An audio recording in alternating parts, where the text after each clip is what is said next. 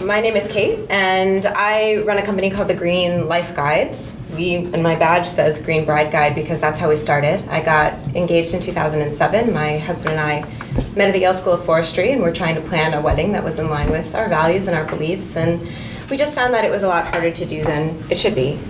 And so based on that, I ended up writing a book, The Green Bride Guide, How to Plan an Earth-Friendly Wedding on Any Budget, which became a bestseller in the wedding planning category. And along with that book, I launched a blog, which over time has grown into the premier green wedding site in the country, and actually Canada and the UK. So we service about 250,000 couples a year looking to green their weddings. We have a directory with 1,300 local green vendors, so organic caterers, florists. We have a green wedding gift shop and registry with 600 eco-friendly home goods that have all been sourced domestically and picked by hand for sort of their quality and environmental values. And last month, on Earth Day, we launched a wedding shop that has accessories, invitations, things that brides themselves are buying. And I'm in the process of closing, hopefully around, I'm about $50,000 away from it, to launch a green baby site this fall, because we've built up quite a mass of brides, and we all know first comes love, then comes marriage, and so we're heading out into the greater green marketplace. Life cycle. Exactly. And actually my company owns over 80 domain names, so our idea is ultimately to be the go-to green platform for all e-commerce. What's your revenue? How much are you raising? $450 total. 450 raise? Yep, for this round. What's the revenue going to be this year? Oh, what's the revenue going to? Actually, I haven't adjusted the projections because we've changed our marketing model from SEM to SEO, but it'll probably be several $100,000. For the revenue? Yeah. How do you find the brides? Well, so far they've been finding us, both through the book and also we have a bunch of distribution partners. So we are partnered with the second and third largest general wedding websites. We provide the content for My Wedding and Wedding Wire, and also a couple of the brides magazines. Actually, that's what I was doing in New York today. Other than being here, we're setting up content distribution partnerships, basically. Do you have a sense of interest and market size here?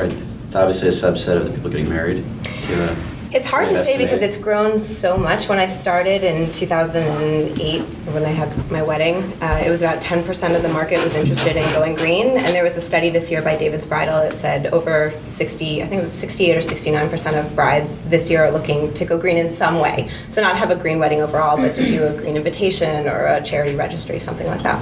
Very cool. Who else is out there, competition-wise? Is it, you seeing other people, other players? Because our company covers so many different types of business, actually, because we have the directory and then we have the home goods and we have the products, there are different competitors in different areas, but we are really the only central aggregator of all green wedding products and services. So for example, in home goods, Macy's has a green line, but nobody has an entirely green gift registry except us.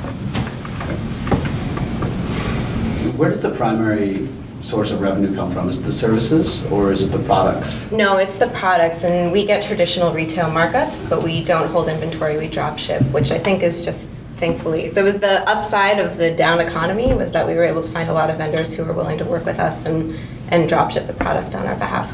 And are you running out of, how does the sourcing work for that? Are you doing all the sourcing yourself? Are you running out of products that are unique and special for a type of thing? I mean, I see this a lot with various types of niche e-commerce businesses. They run out of very creative kind of content. It's like the Birchbox flaw among thousands of other types of e-commerce companies. So far, we haven't come close. We have quite a backlog of vendors that want to work with us, partly because we have this network of affiliates that we work with. So, and also a lot of the Etsy vendors are interested in breaking into the wedding market, so they come to us as well. But what we've worked with to sort of scale up, our biggest issue is actually getting the volume onto our site, not finding the product. So we just built a piece of technology to do like data importing en masse for products, and we're partnering with Bambico and the Ultimate Green Store to do data dumps into our system so that we can expand more rapidly. But there are no green wedding shop providers that we can do that with, so for those products like invitations and favors, we really have to go on an individual basis.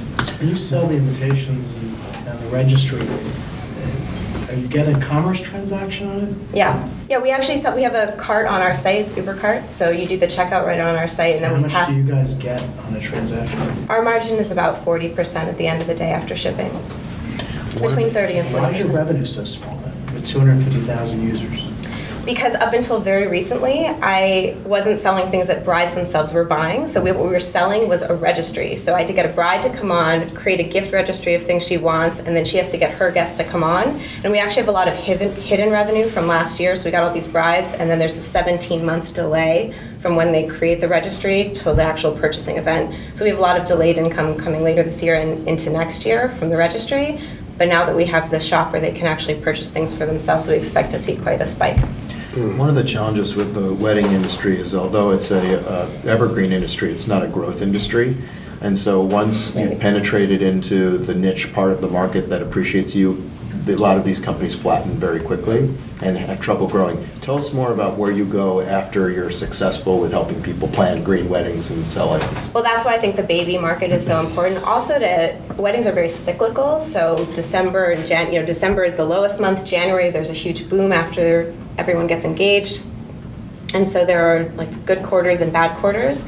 I think layering on both baby site, a general home goods site, and then we own all these holiday specific sites. So we own, green holiday gift ideas and things like that. So we can go after specific, Mother's Day, Father's Day, all of those events that will help also with the long-term revenue.